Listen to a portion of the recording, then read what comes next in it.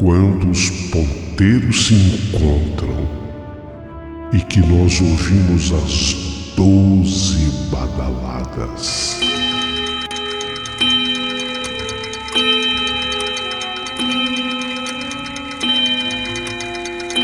A hora que se anuncia é meia-noite. Uma hora em que tudo pode acontecer, inclusive nada. Mas hoje, muitos acontecimentos. Vamos à história de hoje.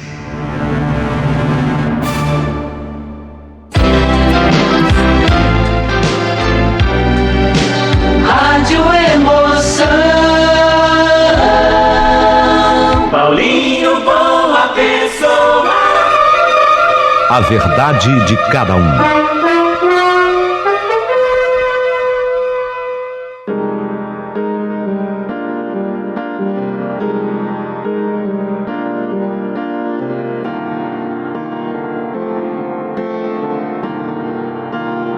Meu querido amigo Paulinho Boa Pessoa, o meu nome é Leide Francisca, mas todo mundo me conhece como Leide e até algumas pessoas mais íntimas me chamam de Lei e não de Leite, de Lei. Eu tive um grande amor na minha vida, que foi o Jean, Paulinho. Nós não morávamos na mesma cidade. Ele morava numa cidade que distava da minha 21 quilômetros, pertinho de carro, era uma coisa assim de 15, 20 minutos, porque apesar de ser uma pista simples, a rodovia que unia as nossas cidades era muito pouco movimentada. Então em 20 minutos, o Jean ele conseguia chegar na minha casa. Inexplicavelmente, naquela noite, eu moro no interior, eu prefiro não dizer o nome da minha cidade e nem da cidade dele. Naquela noite, uma coisa inexplicável iria acontecer. Eu já contava com os meus 22 anos de idade. O Jean, o amor da minha vida, ele tinha 25. Minha família havia saído inteirinha. Quando eu digo minha família, eu falo meu pai, a minha mãe e o meu irmão, o Onofre. Eles tinham saído da nossa cidade e tinham ido para São Paulo. Inclusive, é uma viagem considerável. Eles foram de trem na época. Era coisa assim de mais ou menos umas 8 horas de trem. Foram para São Paulo, de forma que eu fiquei sozinho em casa. E pelo telefone, não era ainda celular, tá? Pelo telefone, eu conversei com o Jean. Naquela tarde, eu conversei com ele, falando para ele que... mas isso era dia de semana. Para você ter uma ideia, era uma terça-feira. Então eu conversei com o Jean pelo telefone, dizendo que eu estava sozinho em casa. Que a minha família inteirinha havia feito a viagem com destino a São Paulo. Eu me preparei para ir dormir, até vestir o meu pijama. Devia ser o quê? Umas 10 horas da noite, mas umas 11 horas da noite, já preparada para eu ir dormir, quando de repente eu escutei um barulho no portão. Ele não tinha o carro, tá? O Jean não tinha o carro. Mas eu escutei um barulho no portão. Até assustei porque eu estava sozinha. Quando eu olhei, era o Jean entrando. Ele resolveu, naquela noite, fazer-me uma surpresa. A minha família tinha saído, então ele resolveu ir até a minha casa. Mas veja, ele não mora na mesma cidade, ele mora a 21 quilômetros de lá. Ele não tem carro. E também não havia ônibus naquele horário unindo as cidades. Então ele havia ido para a pista. Olha a história. Ele foi para a pista, pediu uma carona, um caminhoneiro deu uma carona para ele até a minha cidade. Só que o caminhoneiro não entrou na cidade, deixou ele no trevo. E do trevo onde ele parou até a minha casa, tinham pelo menos uns 5 quilômetros. Ele vinha andando esses 5 quilômetros até a minha casa. Até que ele chegou no portão da minha casa. Era tarde da noite. Eu falei, devia ser umas 11h, umas 11h30. Tarde da noite, quando ele apareceu aqui em casa. Só que ele estava usando a melhor roupa que ele podia usar. Era como se ele tivesse vindo para uma festa. Eu estava de pijama. Olha, eu me lembro disso porque destoava demais as nossas vestimentas. Ele com a melhor roupa, melhor perfume e eu de pijama. Trazia junto com ele rosas para me entregar. Obviamente não havia floricultura nas nossas cidades, especialmente em floricultura, que funcionasse naquele horário.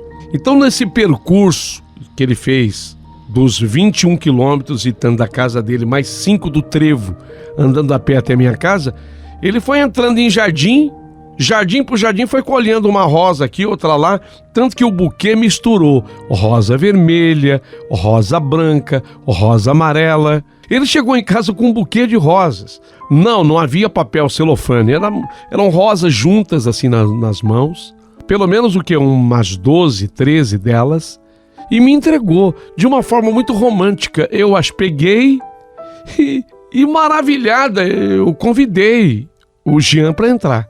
Ele chegou em casa com um olhar penetrante e intenso. Os lábios dele traziam um sorriso angelical, quase que misterioso. E ele falou: olha, eu vim para passar a noite com você. Caramba, eu até fiquei cismada dos vizinhos virem aquele movimento e depois comentarem com a minha mãe, com meu pai, se bem que eu já tinha meus 22 anos. Mas você sabe como é a vida interiorana. Ele passou a noite inteirinha, ele não tirava os olhos de mim. Fez como sempre fazia, suas juras de amor. Cantou ao pé do meu ouvido a música favorita nossa. E ele não parava de dizer o quanto ele me amava. Gente, algo tão extraordinário e tão perfeito. Foi a melhor noite que eu já tinha vivido ao lado dele, do Jean. Nós passamos, para que vocês tenham uma ideia, a noite inteira em claro. Nós não conseguimos dormir, porque não parávamos de conversar e não parávamos de fazer planos para o nosso futuro e tampouco parávamos de fazer carinho no outro. Era um futuro que desejávamos e que vínhamos planejando já há muito tempo, eu e ele. Ele estava tão feliz, mas ele estava tão contente. Os olhos dele tinham uma expressão que eu nunca tinha visto antes no olhar dele. Ele me encheu de carinho, me fez cafuné, até que eu pegasse no sono. Ele ficou falando: não, eu quero que você durma assim, no meu peito. Ele deitou, ele recostou a minha cabeça no peito dele e fazendo o cafuné. Eu não estou nem entrando em detalhes de outras coisas que já tínhamos feito. Quando amanheceu o dia, não sei, eu acordei mais ou menos umas 8h30. Eu não sei, eu acho que eu passei a noite inteira em claro. Eu acho que eu fiquei muito cansada. Talvez até um pouco mais, umas 8h45. Eu acordei assim assustada, que eu procurei pelo Jean ao meu lado. Eu não encontrei o Jean. Ele já tinha se levantado e ao lado da minha cama havia um bilhete, onde nesse bilhete eu reconheci que a letra era dele. Dizia assim o bilhete, até faço questão de transcrevê-lo aqui nessa história: ô minha amada Lei. Ele também me chamava de Lei. Já expliquei, né, que eu sou Leide, mas algumas pessoas me chamam de Lei. Ô minha amada Lei, eu não tenho dúvida não de que você foi o melhor do que me aconteceu na minha vida. O melhor presente enviado por Deus foi você, Lei. A forma como eu sou quando eu estou ao seu lado é única. E essa foi a melhor noite da minha vida, princesa. Mesmo sem estarmos programando tudo isso, mesmo sem eu ter te avisado, foi a melhor noite da minha vida. Um detalhe importante, e isso estava escrito no bilhete, e eu talvez não tenha esclarecido para vocês. Ele fez carinho em mim, ele declarou amor por mim, ele fez coisas maravilhosas comigo, mas nós não fizemos amor. Deu para entender? Era assim, como se sempre estivesse deixando para depois. Nós não fizemos amor. Então é por isso que ele escreveu assim no bilhete, ó: mesmo sem eu ter te tocado, mesmo sem que você tivesse se entregado inteira para mim, eu tive a certeza nessa noite que eu tenho o seu coração. Apesar de muito te desejar, eu não precisei te sentir para saber que você é a mulher que eu quero para sempre ao meu lado. Mesmo sem ter que sentir, eu sei que te amo e será assim para sempre. Tenha certeza de que o nosso amor será eterno. Desculpe ter saído mais cedo. Eu precisava, mas não se esqueça nunca. Te amo. E ele foi embora. Enquanto eu ficava lendo e relendo aquele bilhete lindo, torcendo para que o tempo passasse logo, para que eu pudesse ver o Jean novamente, poder abraçar o Jean, beijar o Jean, poder me entregar a ele, assim de maneira completa, de alma e coração. Eu fiquei esperando o tempo, sabe, correr e passar. Horas se passaram e então um telefonema. Eu recebi um telefonema da irmã dele, mais velha que ele. Essa irmã se chama Sônia. Ela é mais velha do que o Jean. E ela, no telefonema, estava chorando. E ela me chamava às pressas para eu ir até a cidade dele. Algo muito ruim havia acontecido, mas eu nunca podia imaginar que fosse tão ruim assim. Quando eu praticamente voei para a cidade onde ele estava, conduzida que eu fora por uma prima, a Valéria, que me levou, quando eu cheguei lá, já encontrei o Jean vestido de branco, deitado sobre uma cama, mas nos olhos dele, apesar de ainda estarem abertos até aquele horário, não havia mais o brilho da vida. Meu Deus, exatamente isso que vocês estão ouvindo. O Jean estava morto. Morto.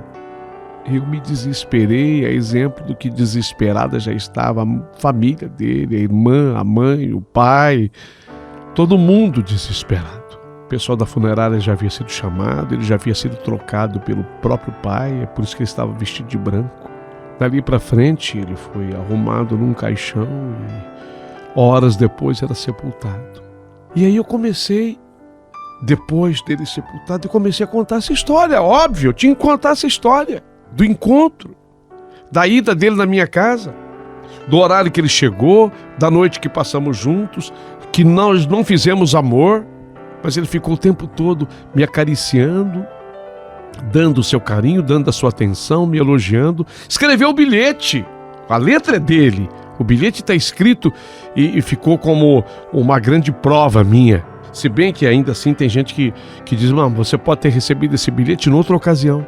Até essa questão ficou também aflorada, porque as pessoas ouviam a história e falavam, mas não é possível. Porque, detalhe, e é isso que torna essa história sobrenatural e impressionante. Ninguém viu o Jean sair de casa.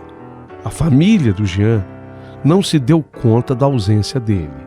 Ele dormia, ele tinha o quarto dele, ele havia entrado naquele quarto para dormir, a família toda se recolheu, porque também dormia cedo, o pai e a mãe, a Sônia, a irmã também se recolheu, ela também morava na casa, foi dormir e ninguém percebeu que o Jean saiu de casa, ninguém percebeu.